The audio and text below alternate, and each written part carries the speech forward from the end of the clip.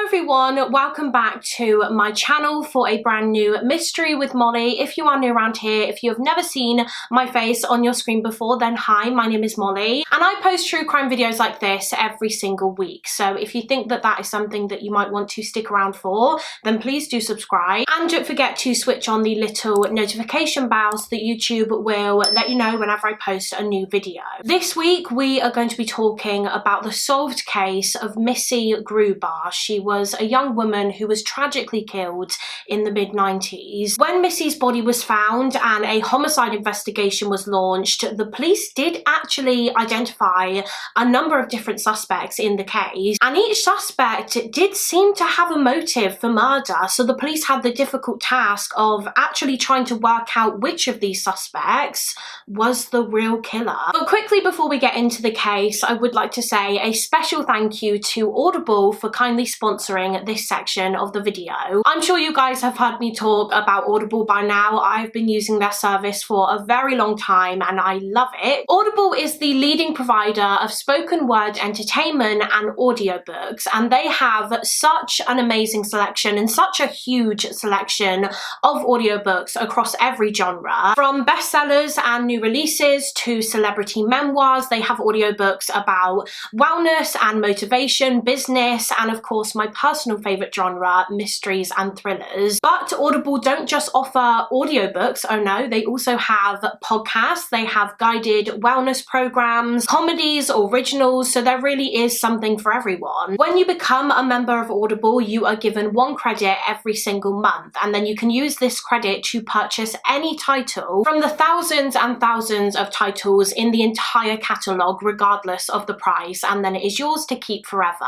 And I highly suggest you guys also check out the Audible app. I absolutely love the app. It makes it super easy to listen to your titles anytime, anywhere. I've just started going back to the gym and I always use the app whilst I'm there. The audiobook that I purchased this month was this one, The Girl on the Train by Paula Hawkins. I saw the film a couple of years ago and I've been intending to check out the book ever since, so I'm finally getting around to it and I'm really enjoying it so far, so I highly recommend. So if you would like to give Audible a try, then you can go to audible.com/Molly, or you can text Molly to 500 500 to start your free 30-day trial. Once again, a massive thank you to Audible for sponsoring this video and supporting the channel. Thank you to you guys for always supporting the sponsors on this channel, and now let's just get into the case.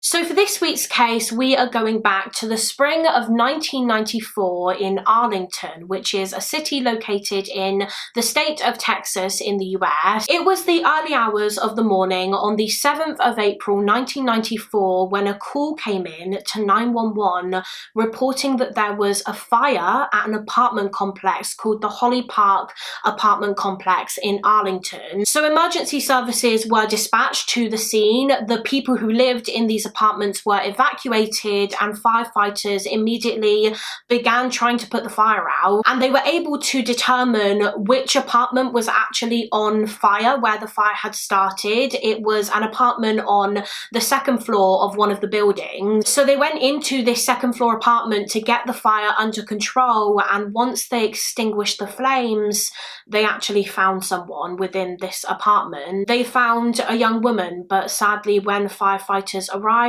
she was already dead. And actually it was immediately obvious to firefighters that this young woman wasn't a victim of the actual fire. She hadn't died as a result of being trapped in this burning building. It was clear just from looking at her body that she had been murdered. She had suffered a very brutal end. It was also quickly established that the fire itself was no accident. You see, when firefighters went into the property, there was a strong smell of gasoline in the air. That's what had been used to start this fire. In fact, firefighters could actually see where in the apartment the gasoline had been poured. There were pour patterns on the floor. So straight away they could tell that this was a homicide case. This young woman had been killed and then the fire had been set to try and cover up the crime and probably try to get rid of any evidence. So detectives were called to the scene and they were led to the victim's body. body. She was found on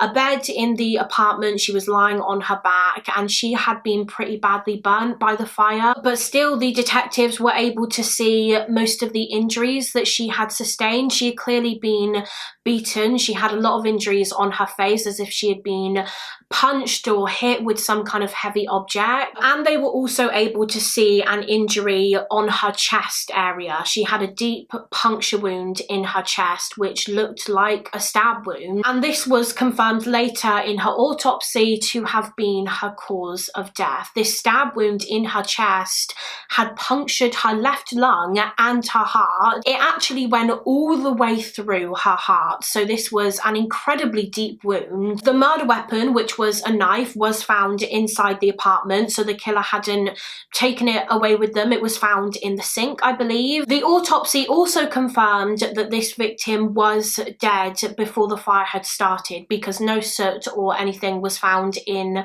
her lungs. She hadn't been breathing in smoke, and the autopsy concluded that she had also been raped by her attacker, which the police did think was probably the case when they found her. Just the way in which she was left, the position that her body was in, it did appear as though she had probably been assaulted, and her autopsy confirmed that she had sadly been raped. But it did mean that the police were able to obtain the killer's DNA from her body. They were able to collect traces of his semen, but that was the only forensic evidence the police found. They didn't find any at the scene. The fire had completely destroyed the chances of collecting any other DNA evidence. So for example, they were unable to pick up any evidence on the murder weapon, the knife. They weren't able to pick up any fingerprint, which is obviously exactly what the killer wanted. That's why he decided to start the fire. So following the discovery of this woman's body, the police's first task was to, of course, identify this person. And so they looked into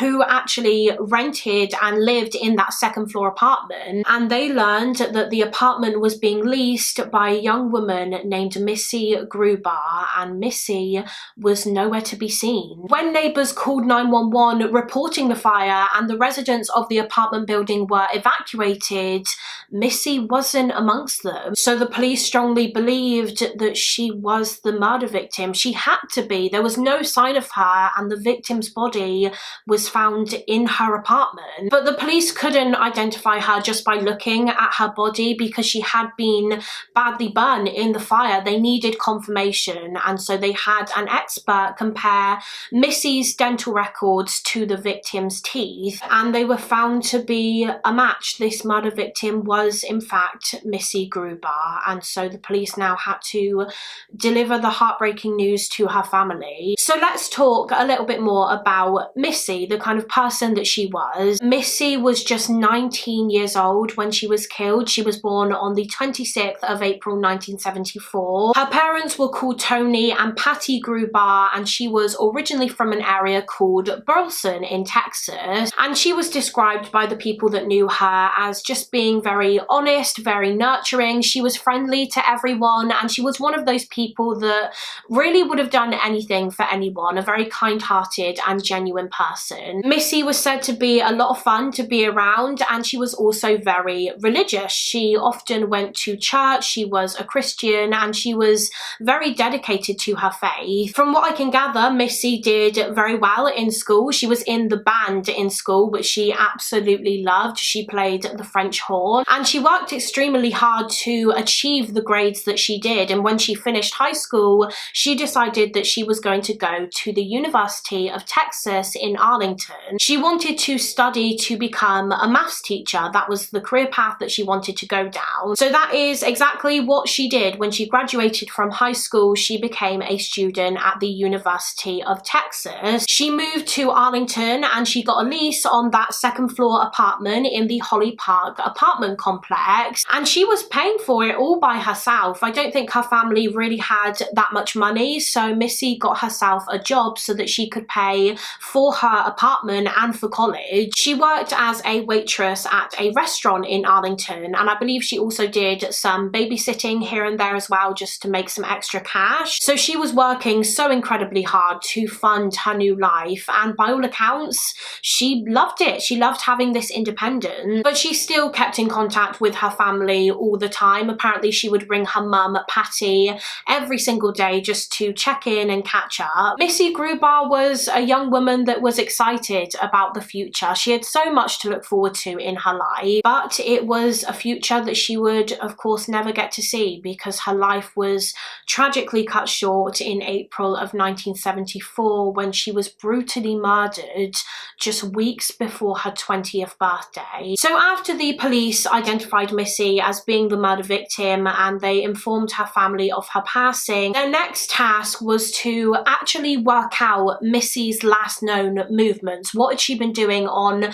the day / night of her death? Because hopefully by doing that, by creating a timeline, the police might be able to identify a potential suspect. It might lead them to a person of interest. It was quickly established that on the night of her murder, Missy had been working. She had been waitressing at the restaurant where she worked, and then when she left, she went straight back to her apartment alone. And every single night after her shift, she would call her mother Patty, because she did work until quite late most evenings, so she would always contact her mum just to let her know that her shift went fine and that she had got back home okay. And Missy did do that on the night of her death. As soon as she got back to her apartment, she picked up the phone and she rang her mum. And I believe this was around midnight on the 7th of April. And then just a few hours later, I think just after 3:30 a.m, the 911 call was made by neighbours. They reported that an apartment, Missy's apartment on the 2nd floor,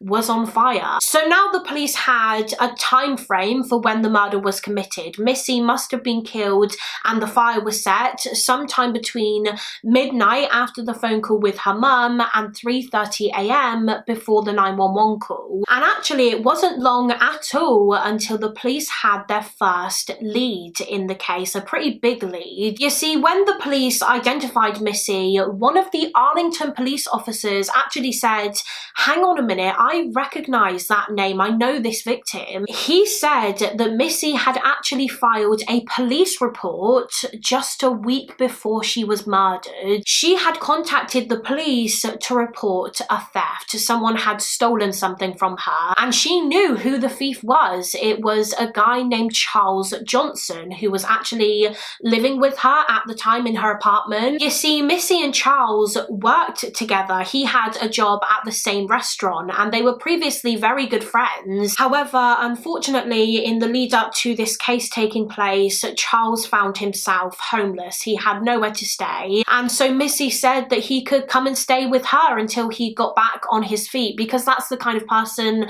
that she was. As I said earlier, she would have done anything for anyone. She was always willing to help others. So Charles took her up on this offer and he started staying with Missy, although it wasn't long after this when something very valuable just suddenly disappeared from Missy's apartment. It was actually a load of cash. Missy had been saving up all of her tips that she got from waitressing, and she would keep them in a jar in her apartment. She planned on using her tip money to fund her college tuition, but just a couple of days after Charles Johnson moved in, the money was gone. Over $1,000 had been taken from her tip jar, and Charles really was the only one that could have done it. He was the only one staying with her, so she immediately told him to leave, and she got in contact with the police to report the theft, who then got a warrant for his arrest. But I believe Charles just fled the area as soon as Missy confronted him. He just left, and then just a week later, Missy was found dead. And when the detectives learned about this whole situation with Charles,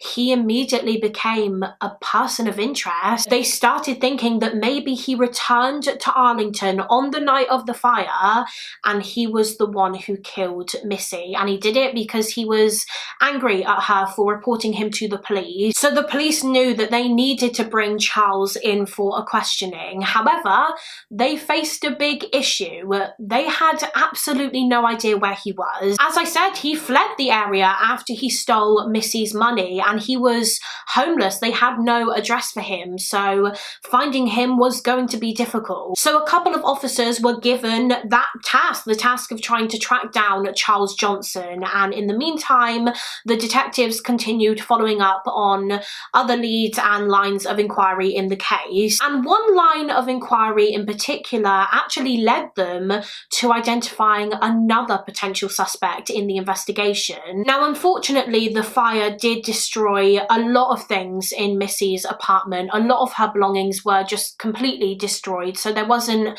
much for the police to really go through. Although, having said that, something that they did find in her home, which luckily had escaped the flames, was some letters. And these letters were obviously addressed to Missy, and they were from a guy named Ivan Villa. And it turns out that Ivan Villa was actually Missy's boyfriend, or at least they had been seeing each other. I'm not 100% sure if they were official or not. However, these letters that Ivan had written to Missy indicated that they did not have a very good relationship. The conversations in these letters often centered around the fact that Missy did not want to sleep with Ivan. Like I mentioned earlier on in the video, Missy was a devout Christian, and she had decided that she did not want to have sex until marriage. That was something that was really important to her, to stay abstinent until she got married. However, it appeared as though from the letters that Ivan had been pressuring Missy to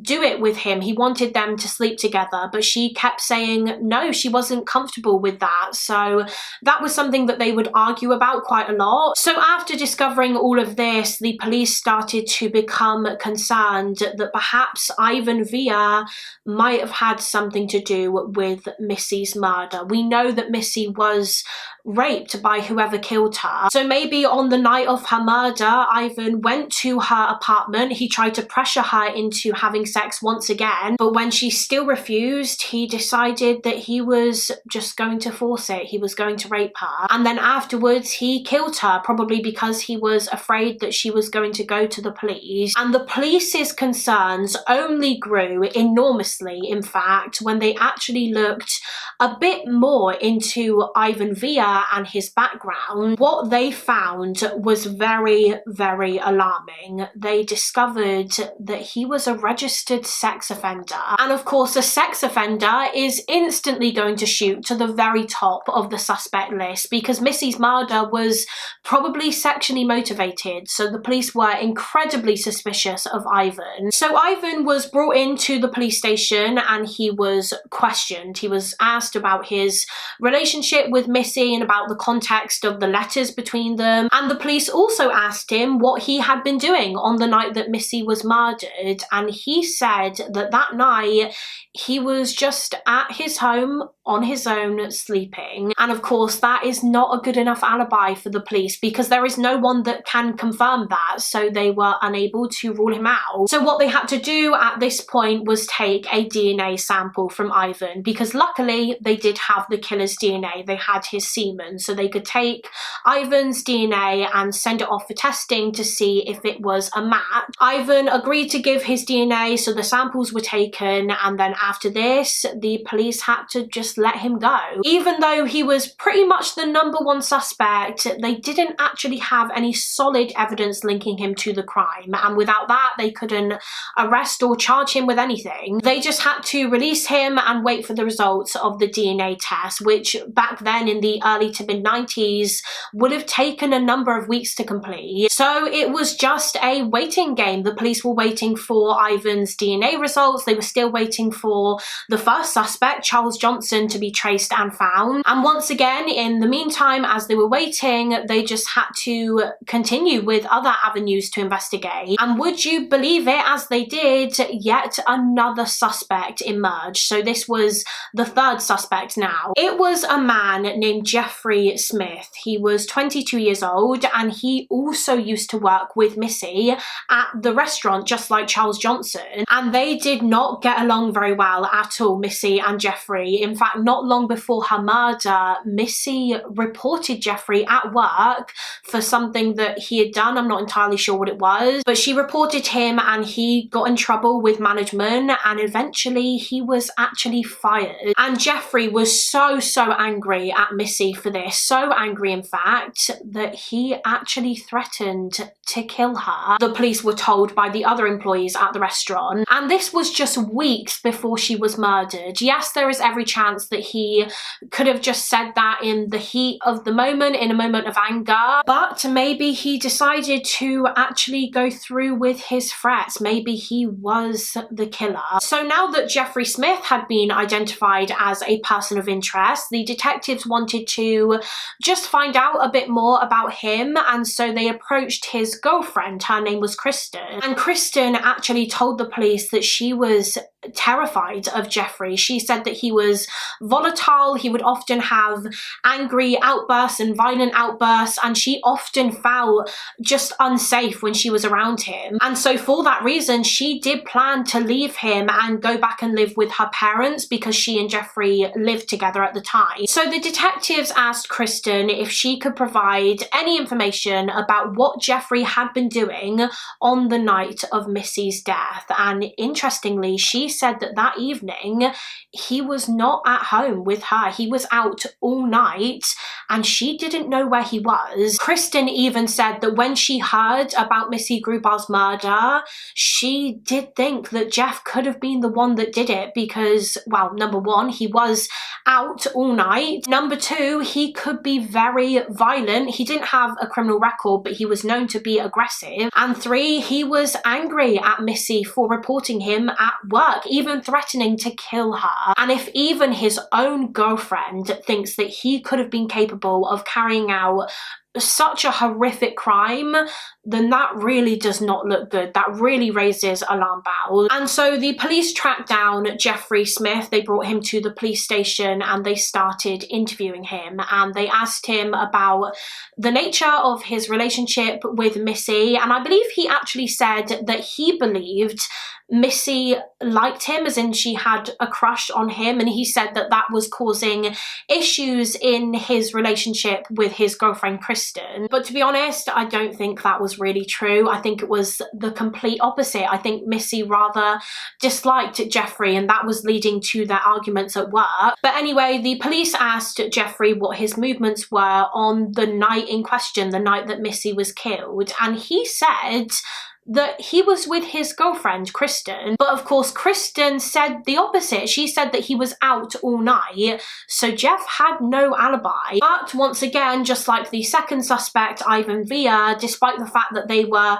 very suspicious of Jeffrey, the police didn't actually have any evidence to prove that he was the one who killed Missy, so they couldn't make an arrest. They had to let him go after they questioned him, but they did ask Jeff if he didn't mind giving his DNA sample, and he agreed. He willingly gave it over. And again, just like Ivan, his DNA was sent off for testing. Scientists were going to compare it to the DNA of the killer to see if it was a match. So Jeff was let go pending the results of the DNA test. However, shortly after this, the police received a terrified phone call from his girlfriend Kristen. She rang the police saying that after being released, Jeff had literally abducted her from her parents' house and basically taken her hostage because he was angry at her for leaving him. He put her in his car and I believe then drove back to his apartment, and he wouldn't let her leave. In fact, he told Kristen that he would kill her if she tried to escape. He held Kristen hostage for several hours until eventually he did let her go unharmed physically anyway. And as soon as she was released, she contacted the police and she reported Jeff for kidnapping, which meant that the police now did have a warrant for his arrest, although I believe he actually went on the run as soon as he released Kristen, so the hunt was on to find him. So far the police had 3 top suspects in this case, 3 suspects that they hadn't been able to rule out of the investigation. 2 of these suspects seemed to be on the run, Charles Johnson and Jeffrey Smith, and then there was Ivan Villa, who wasn't on the run, but he also wasn't being held in custody or anything. He was a free man because, as I said, the police couldn't make an arrest of him because they had no solid evidence. They were still waiting for the results from the DNA test, and not long after Jeffrey Smith was identified as a suspect,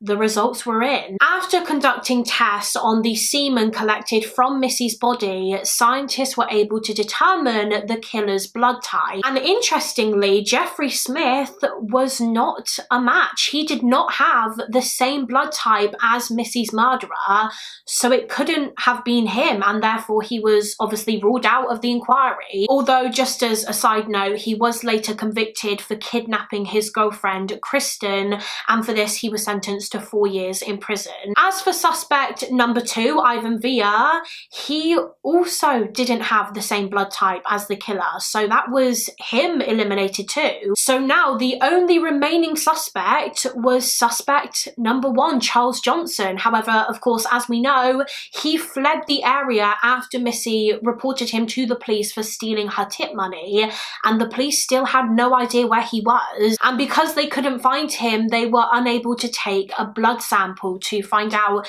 his blood type, so he couldn't be ruled out. So the hunt for Charles Johnson continued, but it was proving extremely difficult to locate him. Weeks went by and they still had no luck. However, about a month after Missy's death, the police received another lead in the case, although not the lead that you might expect. It wasn't a lead relating to Charles Johnson. They were still working on trying to track him down. It was a lead that indicated to the police that there might have potentially been a 4th suspect in the investigation. Basically, one day, the detectives working on Missy's case were contacted by Missy's mother, Patty, and Patty rang them because she just suddenly remembered something that Missy had told her just a few days before her death that she thought might have possibly been relevant to the case. It might have been, it might not have been, she wasn't too sure, but she thought that it was best to just let the detectives know just in case. Just a few days before she died, Missy told her mum about an encounter that she had recently had with a guy named Louis or Luis. I'm not entirely sure how he pronounced his name. I think I'm just going to call him Louis. His full name was Louis Arroyo and he was 32 years old. Louis Arroyo lived in the same apartment complex as Missy. He didn't live in the same building. He lived a few buildings away, but he lived in the Holly Park apartments with his partner Jeanette and their child. They had a son together, and Jeanette was also pregnant with their 2nd child at the time. And I believe Louis also worked with Missy, just like Charles Johnson and Jeffrey Smith. They worked together at the restaurant. And as well as that, Missy had also babysat for Louis and Jeanette on a couple of occasions. She looked after their son, so they knew each other fairly well. And Patty said that Missy told her that one day in the lead up to her death, this Louis was over Missy's apartment and they were just chatting for a few hours, and then eventually they got into a pillow fight. And as soon as the detectives heard this, they just thought it was so odd. The fact that a 32-year-old man, a fully grown adult man, had gotten into a pillow fight with 19-year-old Missy. It just seemed so strange to the police. It just made them feel a bit weird. I mean, yes, it could have been just an innocent, playful thing. They were joking around. Or maybe it wasn't so innocent. Maybe Louis was trying to flirt with Missy. Maybe he had a bit of a crush on her, and so the detectives decided that they needed to find out a bit more about this man. Although, to be honest, there wasn't really too much to find. He seemed like just a very normal guy. As I said, he had a little family. He worked in the restaurant. He actually used to be in the army. He was an army veteran, so he was very respected. He'd never been involved with the police. He'd never been arrested for anything, and those that knew him, so for example his other employees at the restaurant, just said that he was a nice, friendly guy. However, as the police were speaking to the staff at the restaurant about Louis,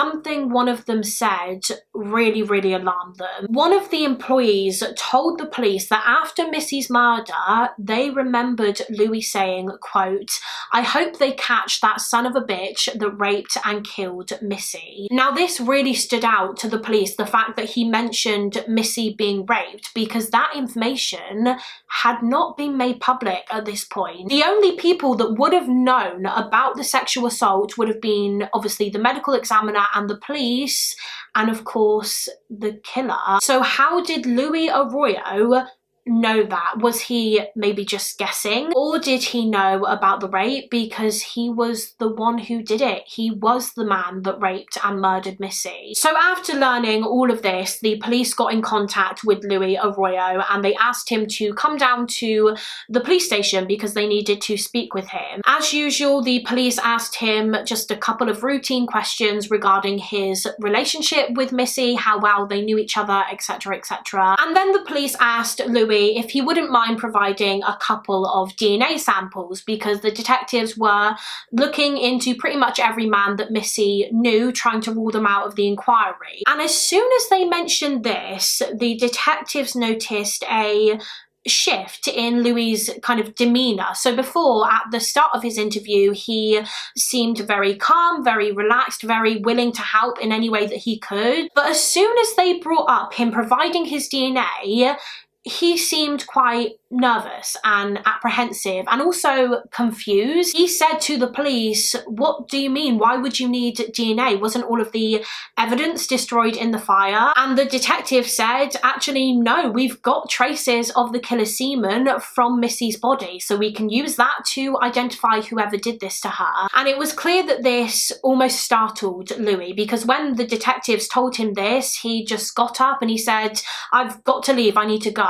And of course, the detectives couldn't stop him from leaving because they had no evidence to hold him in custody. And so they just said to him, "Well, are you going to give us your DNA or not?" And Louis said that he would. He said that he would come back the following Monday and give his DNA then. But right now he needed to go. For some reason, he was in a rush to leave. So he left, and on Monday, the police waited for Louis to show up and give his samples like he promised. However, they waited all day and there was no sign of him. And so the police rang him and they said, "Louis, you said that you would come in and give us your DNA and you haven't turned up." And so he said that he would come in on Wednesday instead. But Wednesday rolls around and again he is a no-show. And so the police tried to contact him again. They actually called his work, the restaurant. And interestingly, the staff at the restaurant told the police that Louis had actually just left town, which of course instantly made the detectives even more suspicious of Louis Arroyo. They had been asking him to provide his DNA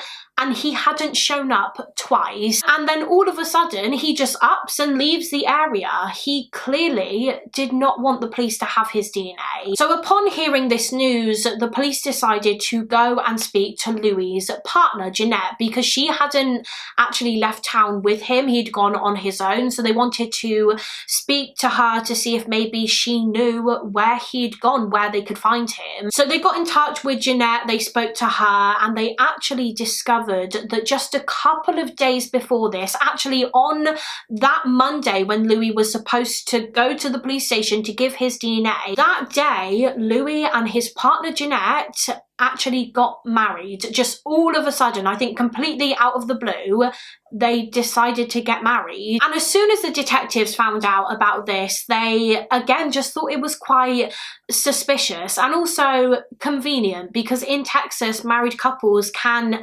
testify against each other in court. So they started thinking, is that why Louis decided to marry Jeanette all of a sudden, so that she wouldn't be able to perhaps give evidence against him during a trial? Does that mean if Louis was Missy Grubaugh's killer, that Jeanette knew what he had done maybe? So anyway, the police sat down with Jeanette and they asked her if she could provide any details about her new husband Louis' movements on the night that Missy Grubaugh was killed.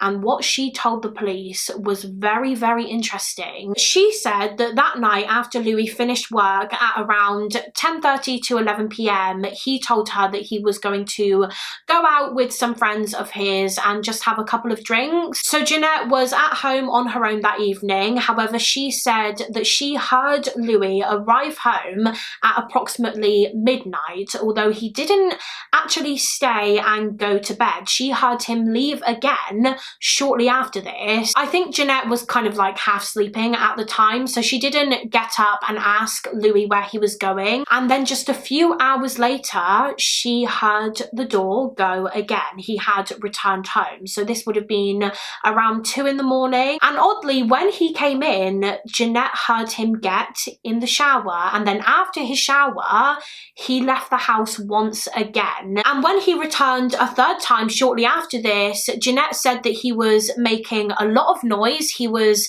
kind of out of breath. He was coughing a lot and he stank of smoke. So Jeanette said to him, "What is going on? What happened?" And Louis told her that he had just been out on a run in the early hours of the morning. He said that he was out on a run when he realized that one of the Holly Park apartments was on fire, and so he actually went in the apartment to see if anyone was in there, if he could help anyone get out. And there was someone in there. It was Missy Grubaugh. This was her apartment that was on fire. He said that he saw Missy lying on her bed and she wasn't breathing, so he tried to revive her by giving her mouth to mouth, but sadly it didn't work, and he knew that it was way too dangerous for him to stay in that apartment. He had already breathed in so much smoke, so he ran out and he just left and went back to his apartment. And he didn't bother calling 911. He didn't call the emergency services. He literally just went home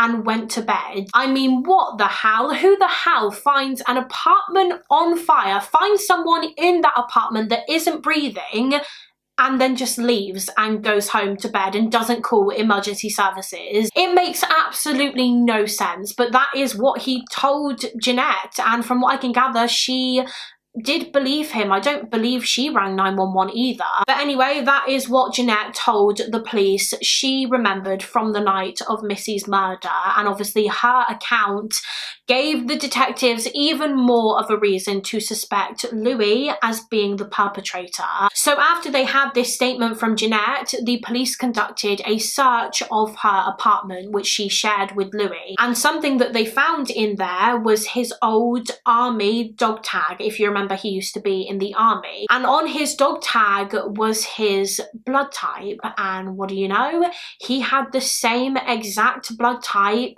as Missy's killer. So that was even more evidence against him, and the police were now pretty certain that he was the murderer that they had been looking for. They had enough to secure an arrest warrant for Louis Arroyo. They just had to locate him now. One thing that they did find rather quickly was the vehicle that he was driving, the vehicle that he had skipped town in. The vehicle was traced to San Antonio. It had actually been abandoned in San Antonio and set on fire. Obviously, Louis would have been the one to do that, and that indicates to me that maybe there was evidence in the vehicle that he didn't want the police to find, more evidence that potentially could have linked him to Missy's murder. So they had his car, but there was still no sign of him. And so once again, the police approached his wife, Jeanette, thinking that maybe she knew more than she was letting on. Maybe she knew where her husband was hiding. And so they said to her, "Look, we know that Louis was the one that did this to Missy. We know that he did it alone and that you had no involvement in the murder. But if you know information about his current whereabouts and you're choosing not to tell us, you're holding that back. That is a criminal offense and you could be charged. So you need to tell us what you know." And eventually, Jeanette did come clean. She actually came clean after the detectives told her a bit more about what Missy went through before she died. They told her that she had been raped, and Jeanette got really upset when she heard this, and she finally told the police Louis' location. She said that he had fled to San Antonio, and she told them his address. Following this, Louis Arroyo was arrested by San Antonio police, and the detectives involved in Missy's case went to question him. And during this questioning, Louis Louis actually had a bit of a breakdown. He started crying and weeping. He got on the floor and he just had his head in his hands. I think he was shaking. And eventually, I think when he had kind of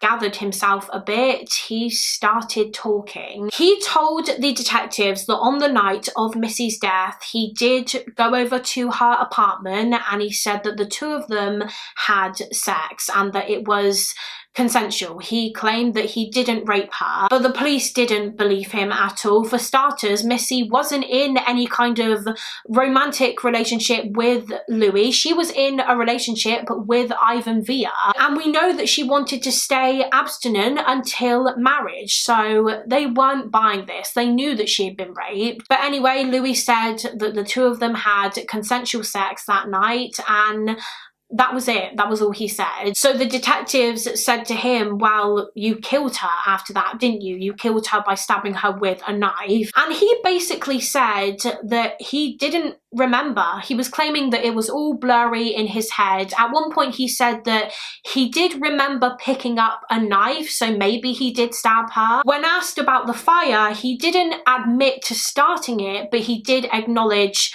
that a fire had been set in the apartment. So it was basically a semi-confession that he gave. He kind of half confessed to the crime, and it became clear that that was the best that the detectives were going to get from him. Fortunately, at this point, they did have enough to charge him anyway, so that's exactly what they did. They charged him with murder, and then they carried on building their case against him. Following him being charged, the police were finally able to take samples of his DNA, and when his DNA was sent off for further testing, and it was compared to the DNA of the killer, of course, it was a match. He was Missy's murderer. The police believe that Louis Arroyo had a crush on Missy, even though he was a lot older than her and he had a partner. And on the night that she was killed, they think that he went over to her apartment intending to have sex with her, and if she wasn't willing, that didn't matter to him. He was just going to rape her. So that's exactly what he did. He went over, he tried it on with her, and when Missy turned him down,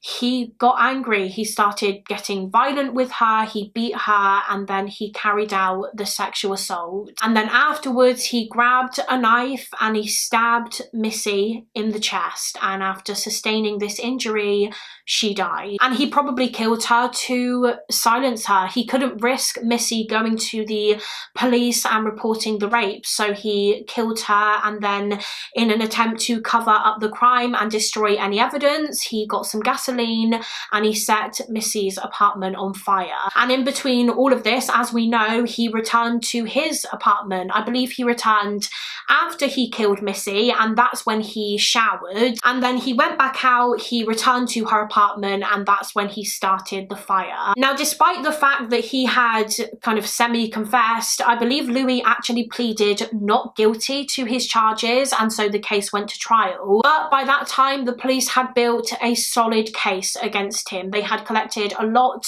of evidence linking him to the crime, and so he was ultimately found guilty of capital murder, and he was sentenced to life in prison in January of 1997, a couple of years after Missy was killed. I don't even think he was given a minimum sentence. He is literally just in prison until the day that he dies, which is no less than he deserves. And that is it for this case. That is the case of Missy Grubaugh. Actually, before I end the video, I just thought I would mention what happened with the first suspect in the case, Charles Johnson. You may be thinking, did the police ever find him? And the answer is yes, they did. They eventually tracked him down, although obviously he wasn't the killer, Louis was. It was eventually determined actually that Charles was nowhere near Arlington on the night of Missy's murder, so he couldn't have done it. So yeah, I just thought I would mention that at the end, but that concludes this case. A bit of a roller coaster of a case. It was such an interesting one to research because of the fact that there were